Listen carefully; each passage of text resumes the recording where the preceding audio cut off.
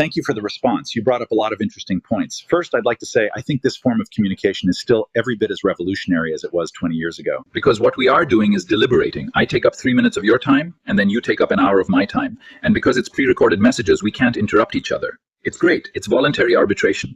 But like any tool, it can be misused. It can become narcissistic. Let me explain. It should be obvious to anyone watching that I'm not speaking directly to Gary. But this is a recorded message I left on the internet for Gary to watch when he's free. So even though I am addressing him in the first person, I'm still speaking to him in an indirect way. Like, Gary's not here right now, so I want to leave him a message. So in order to do this, I have to pretend as though Gary were in fact here. So I call up an image in my mind. I think Gary. And then I start talking to that image that I have of Gary, and I leave a message and hope to hear back from him.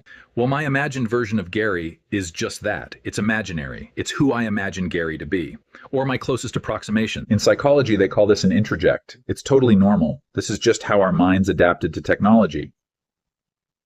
It becomes narcissistic when this form of communication is used to belittle someone. So, like rap battles or hateful letters.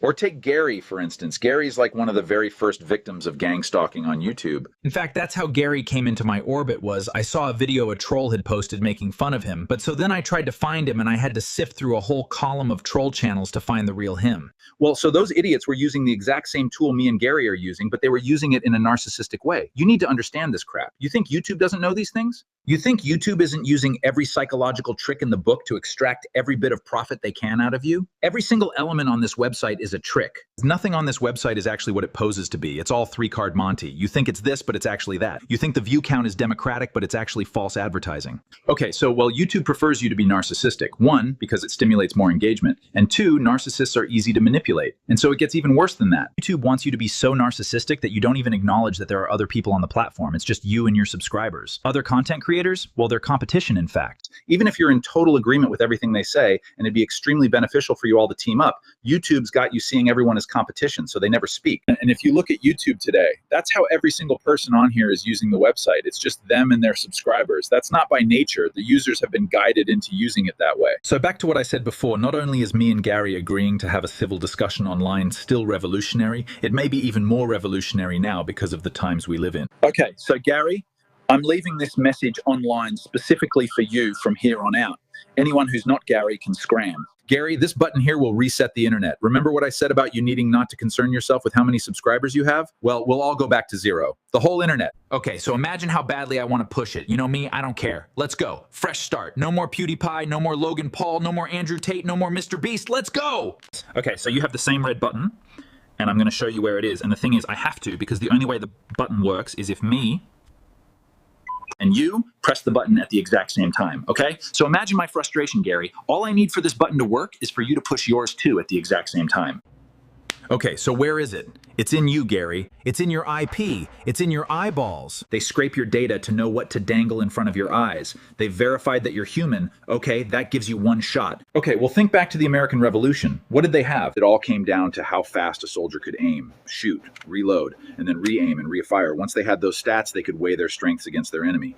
Okay, so now that you know about the button and you know where yours is, there are people in your audience, Gary, that if you ask them, would most certainly join you in committing a revolutionary act if you explain to them that it may actually do some good. Because what I said before wasn't exactly true. The truth is, and I've done the math, in all actuality, we need about 50 people to all push the button at the exact same time. Okay, so let me quickly explain how I got to this point, Gary. I was working for the Bernie Sanders campaign. I got popular on Twitter for butting heads with this guy Jimmy Dore for being a turncoat. Well, I got up to like 15,000 followers. Things were going well. But then on Super Tuesday, I woke up to find that me and thousands of other Bernie supporters all had our accounts suspended. Well, so me and a gang of anarchists started experimenting with the website.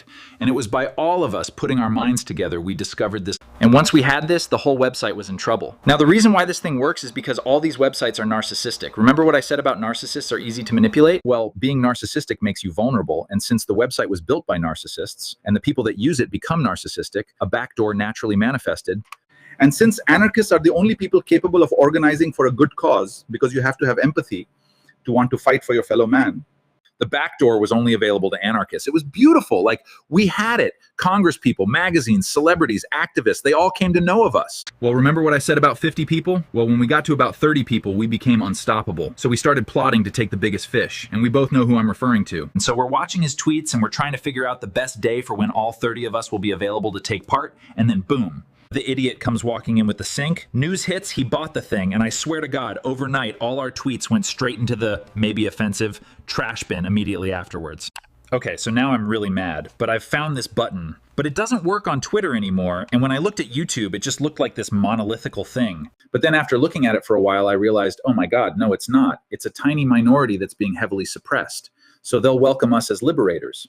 So I got all excited, and me and some friends compiled a list, link in the description. And so I started going to all these discords of people on the left, all excited to show them this button I'd found.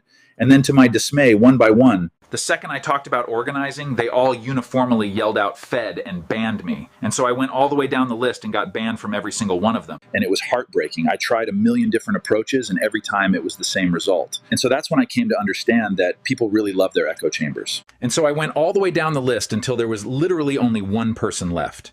And that was R.M. Brown, the greatest newsman of our time.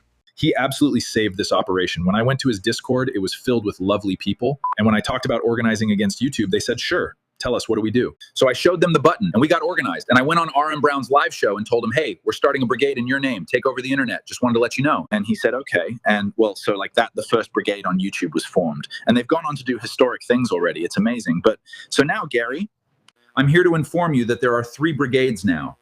And what I'm asking, what I'm needing, I'm pleading with you, Gary, we need you to form your own brigade. Revolutions start from the bottom up, Gary. And here we are. If not you, then who? But so here's the thing, Gary. We don't have a lot of time. AI slop is coming for us like the langoliers. If you've never seen the langoliers, link in the description. And YouTube is phasing out the comment section very slowly and methodically. I keep telling people this, and they just don't understand what that means. We've lost our legacy media. Twitter doesn't work anymore. YouTube's comment section is the last democratic element on the internet. When YouTube shuts down the comment section, all of America will be thrusted into complete darkness.